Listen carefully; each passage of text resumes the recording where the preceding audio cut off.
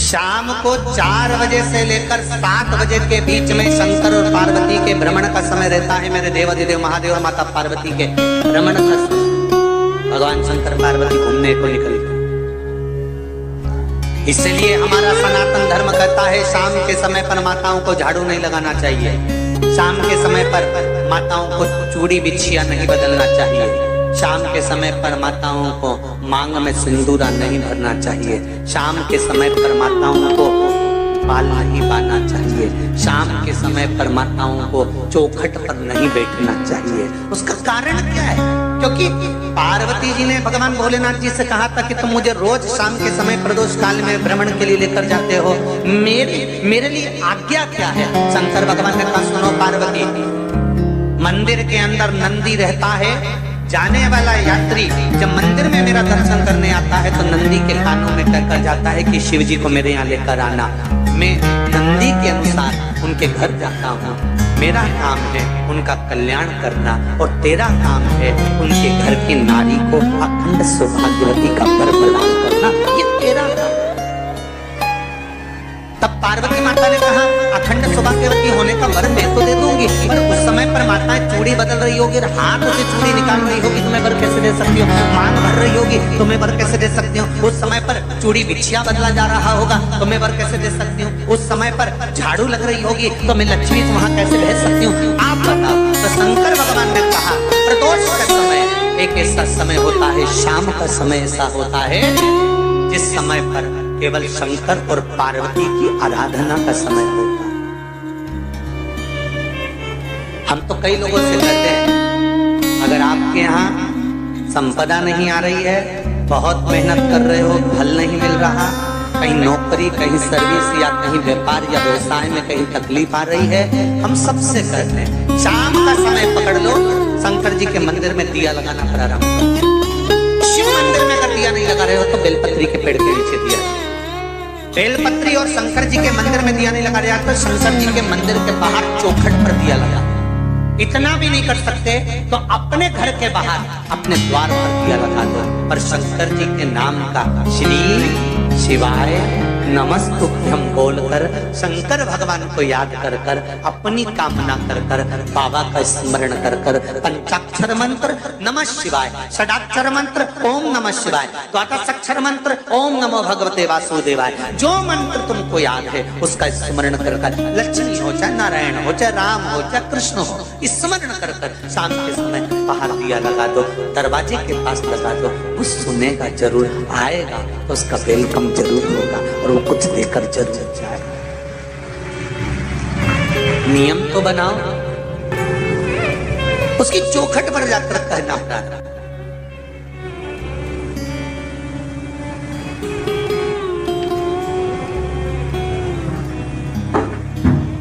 बृहस्पति महाराज ने कहा कि शाम का समय जो प्रदोष का समय होता है उस समय पर इंद्रदेव तुम शंकर जी की आराधना करो। शिव आराधना से शंकर जी जो मार्ग प्रशस्त करेंगे, शिव आराधना से जो शंकर जी कहेंगे वो तुम करना। ठीक है, आराधना करी बाबा भोलेनाथ जी।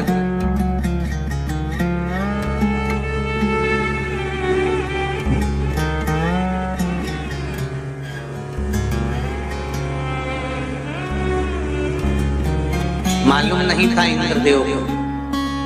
बृहस्पति महाराज ने प्रदोष की महत्वता समझाई तो प्रदोष का समय जानकर शंकर जी पर 7 बेलपत्र प्रदोष के दिन इंद्र ने समर्पित कर दी बिना सोचे। कितनी बेलपत्र? 7।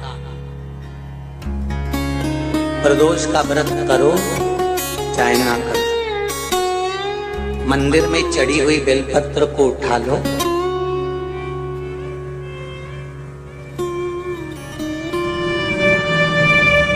बेलपत्र का ब्रह्म कमल बना लो,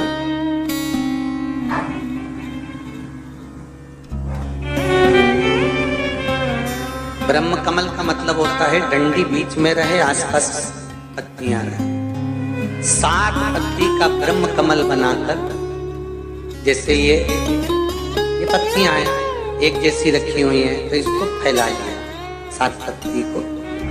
आपस में फैलाकर ब्रह्म कमल बनाए।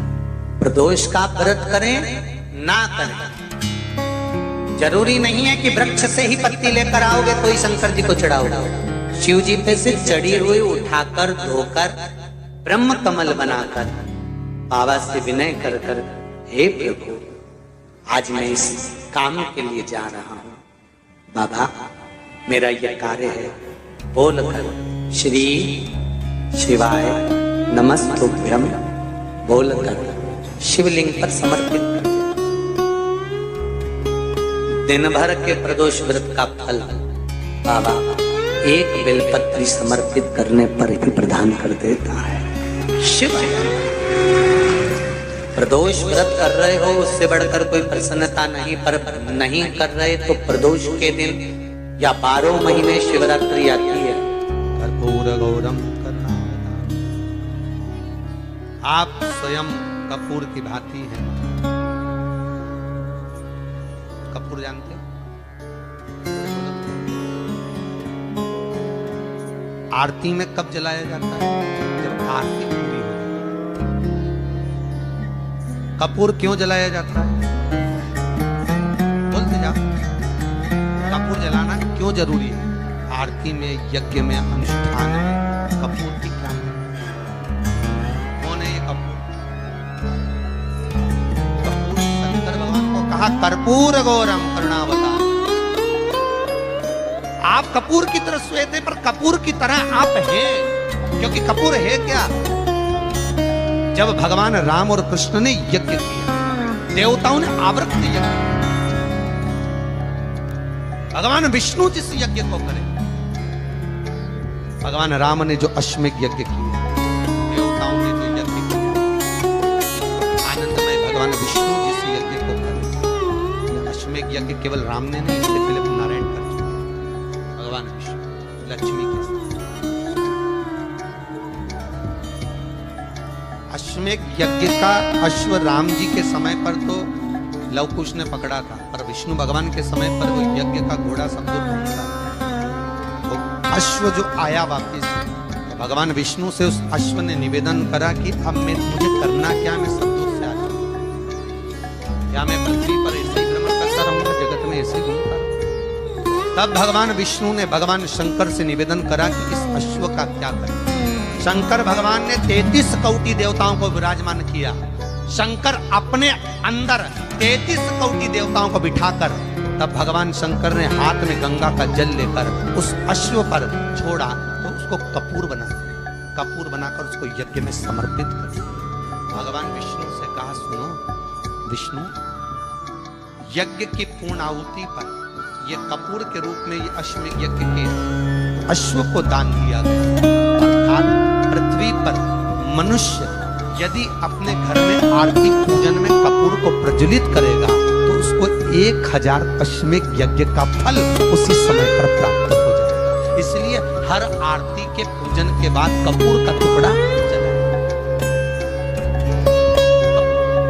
कपूर की बड़ी महत्वता है हमारी। यदि घर में क्लेश मचा हुआ है, बहुत अशांति, बहुत ज्यादा क्लेश है, बहुत ज्यादा क्लेश, तो कपूर के 4 टुकड़े कर लीजिए और 4 टुकड़े कर कर चारों दिशा में घर में रख दीजिए। कितना भी झगड़ा चल रहा होगा, कितना भी क्लेश मचा होगा, शांति हो जाएगी, अपने आप शांति हो जाएगी। 5 या 7